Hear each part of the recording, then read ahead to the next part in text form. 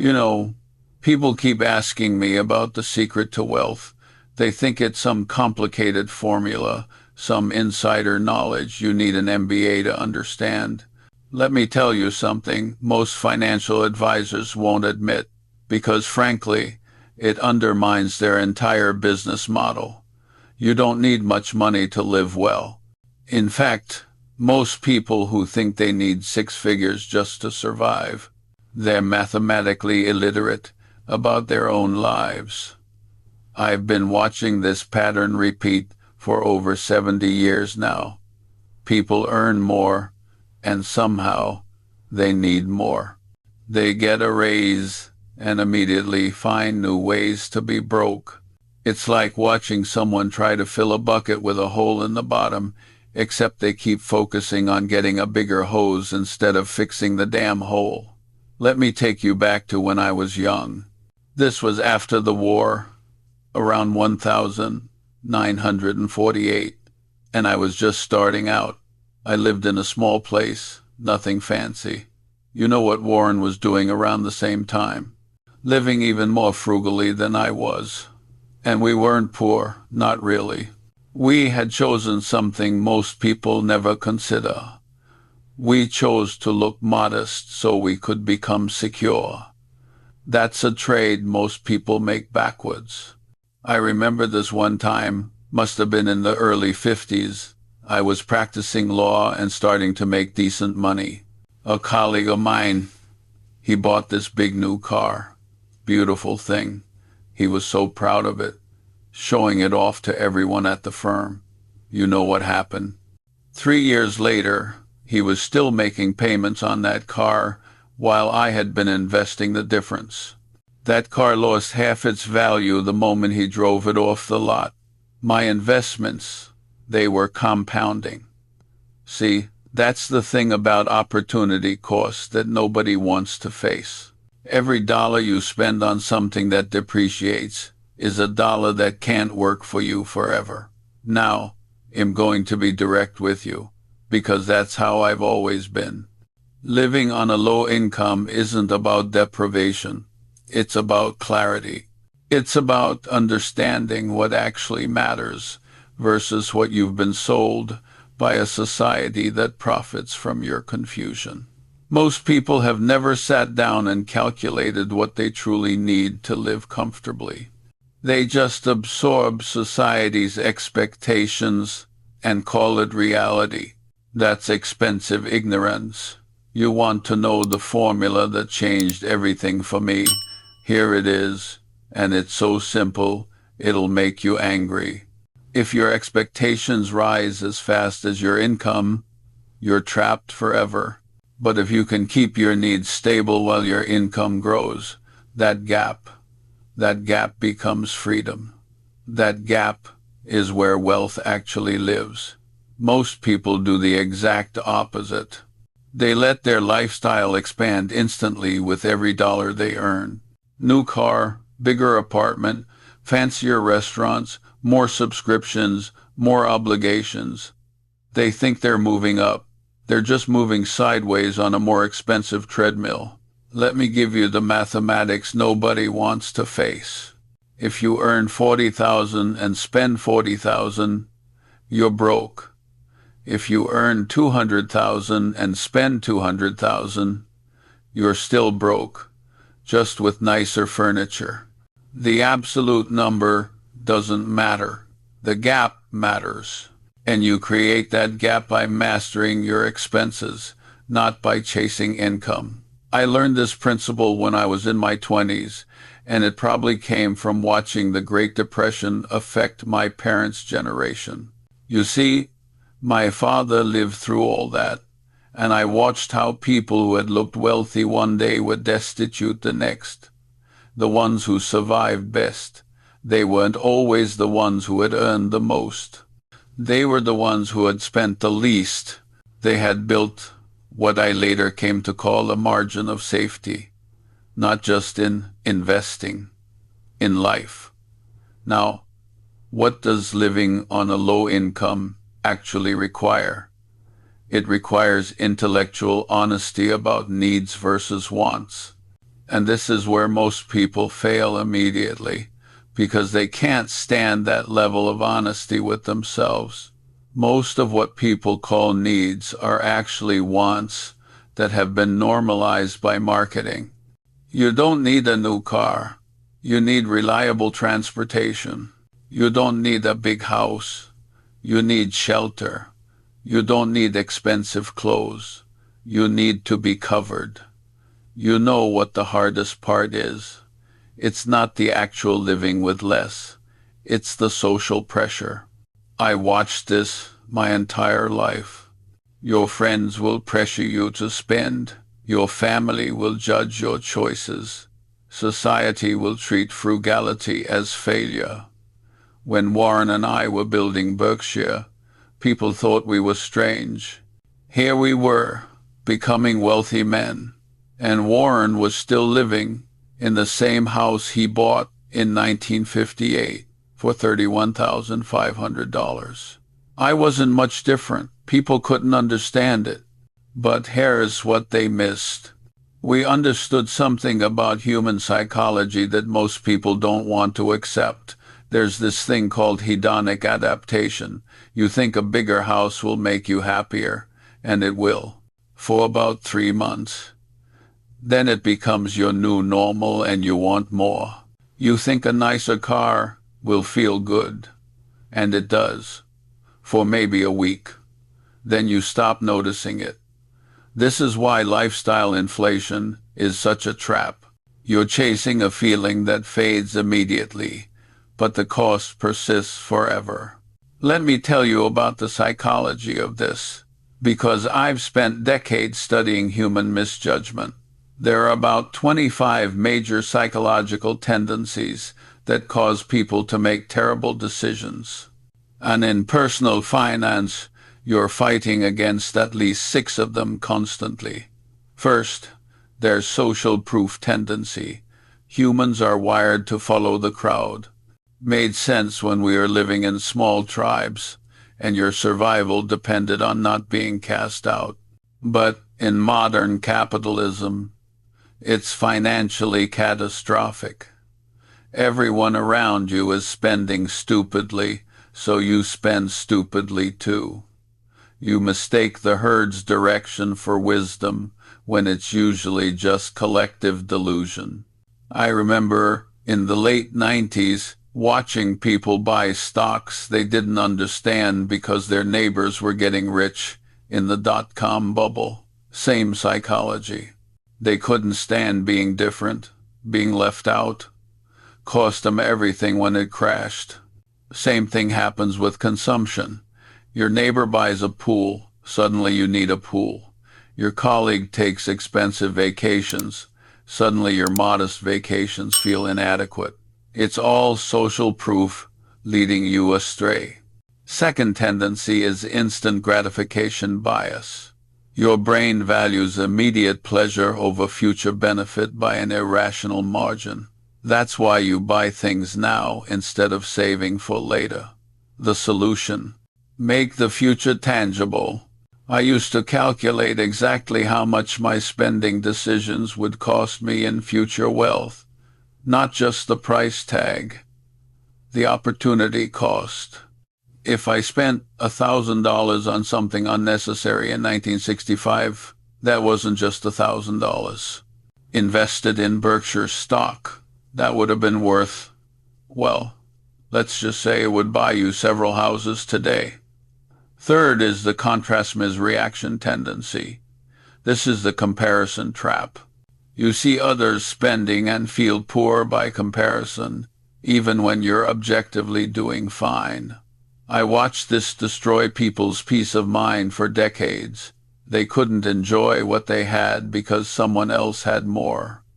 It's poison. The only comparison that matters is you today versus you last year. Are you better off? Do you have more saved, less debt, more skills? That's progress. What your neighbor drives is completely irrelevant to your life. Fourth tendency is the sunk cost fallacy. People continue throwing good money after bad because they've already spent money on something. I see this with gym memberships people never use but won't cancel because they already paid. With subscriptions they've forgotten about. With bad investments they won't sell because they don't want to admit the initial purchase was a mistake. You have to be ruthless about cutting sunk costs. The money's already gone. The only question is future cost. Fifth is stress influence tendency. When people are anxious or sad, they spend to feel better. Shopping becomes emotional regulation. I've seen this particularly in the last few years, especially after 2020. People stuck at home, anxious about the world, spending money online to fill a void. It's a terrible cycle because the spending creates more stress, which creates more spending.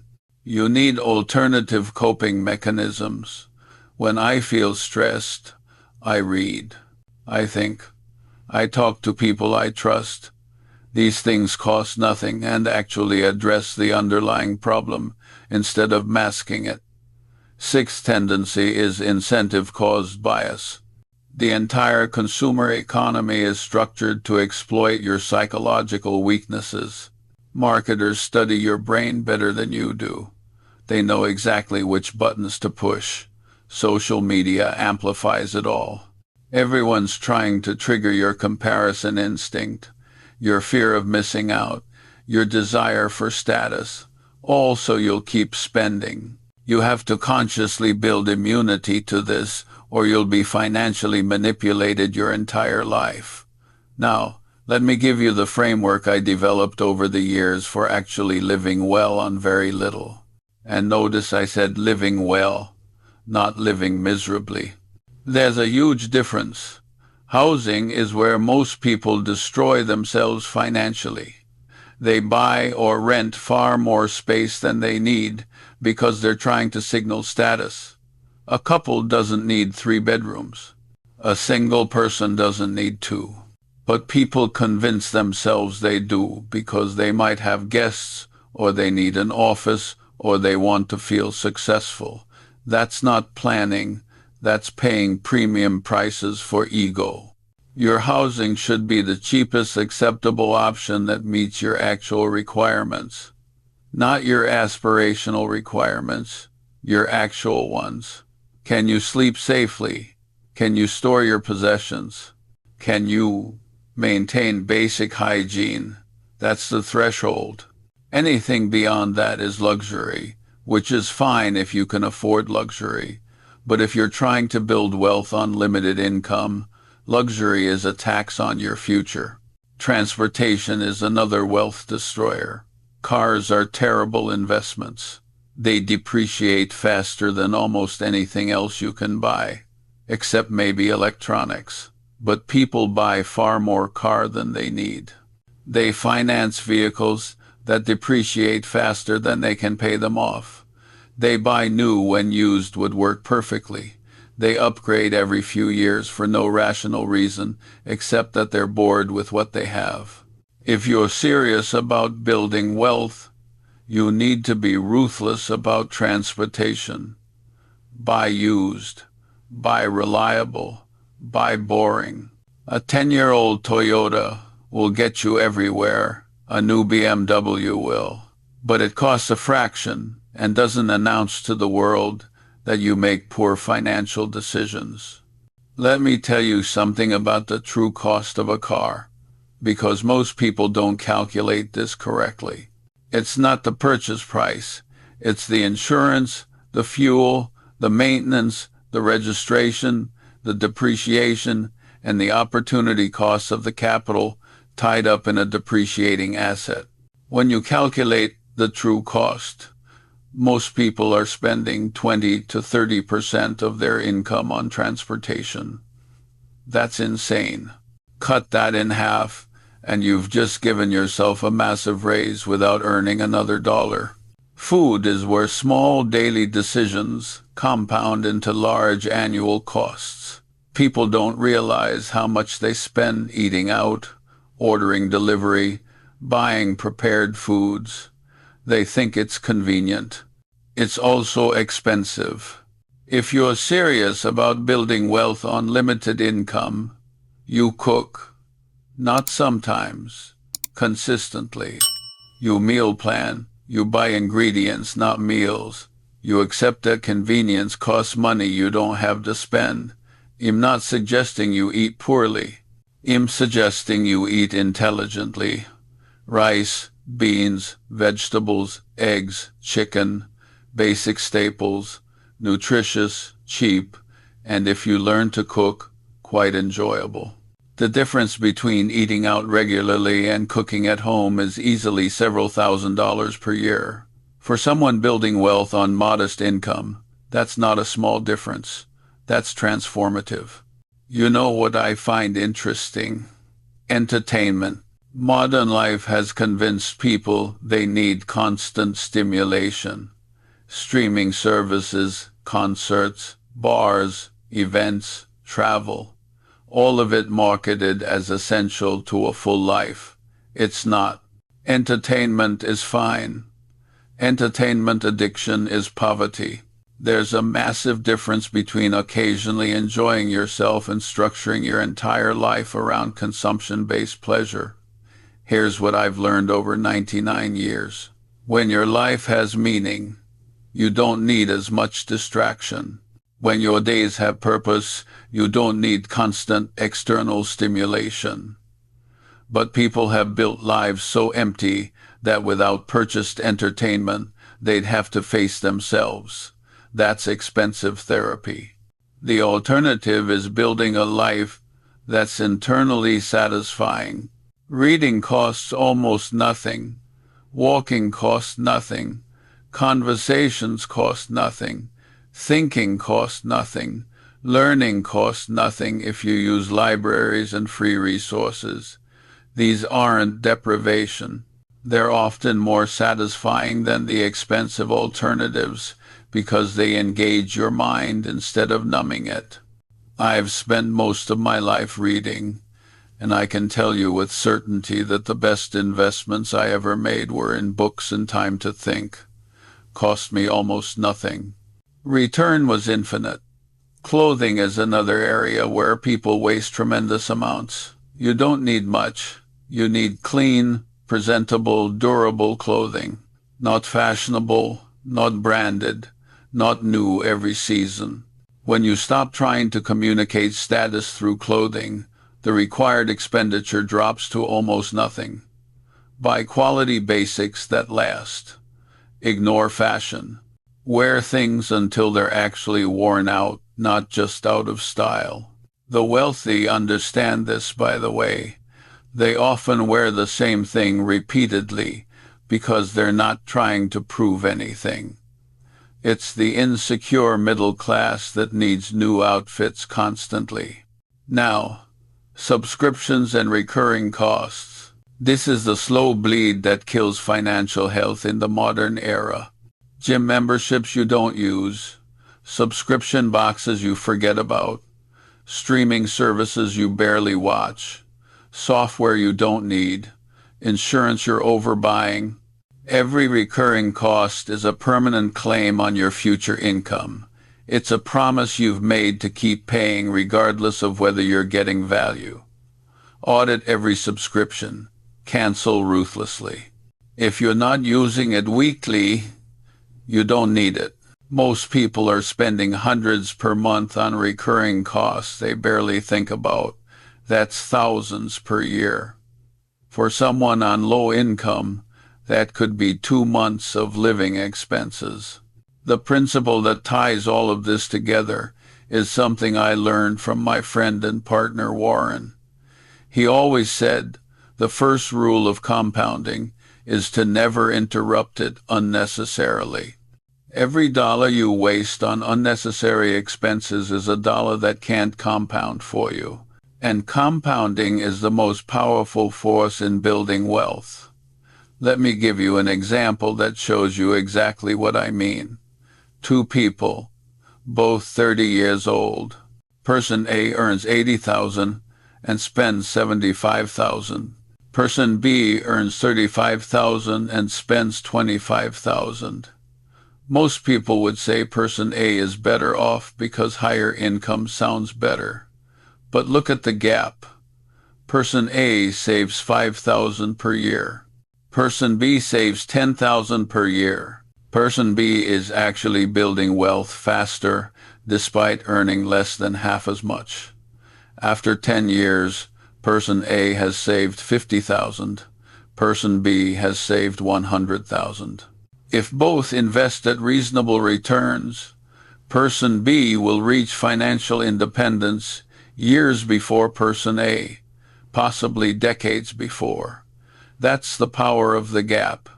Income doesn't determine wealth. The spread between income and expenses determines wealth. You can build real wealth on 30,000 if you spend 20. You'll be broke on 200,000 if you spend 200. The math doesn't care about the absolute numbers. It only cares about the difference. This is why I tell people to focus on expenses first.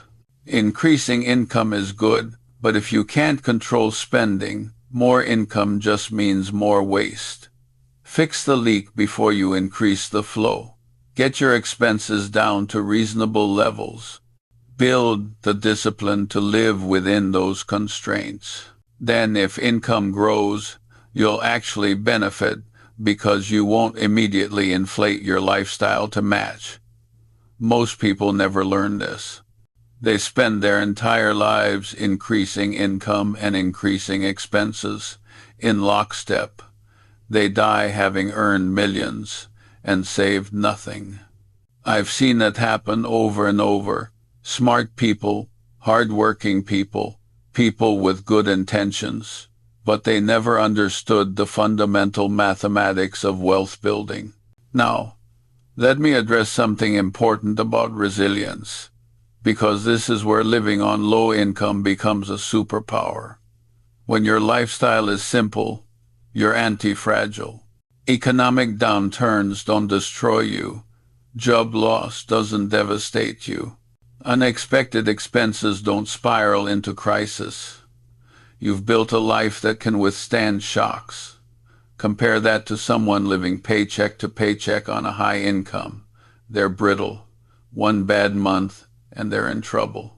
They have no margin, no flexibility, no reserves.